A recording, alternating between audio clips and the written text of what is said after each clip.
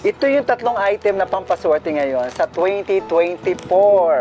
Sana i-welcome ninyo ang Year of the Dragon Wood. Ito yung maisasuggest ko sa inyo na dapat talagang magkaroon kayo. Joby, ano itong mga hawak natin? Well, ang dala ko yung prosperity basket. Halos lahat nandito na. The money, good health, good fortune, lahat ng wishes nyo. Yung mga protection nandito rin. Pero kailangan yung lagyan ng bigas, no? Punong-puno ng bigas, saka mga pera. Pero mas may papaliwanag ho ito ni Tita Maxim. Kaya punta ho kayo dito sa lugar niya, sa store niya. Nandito lang yan sa Omping. At isa pa sa gusto ko, itong key na titawag natin success key, no? Swerte sa lahat, 9 cycle. So, importante rin na magkaroon kayo nito. I hope na makapag-order kayo o kaya pumunta rin kayo dito.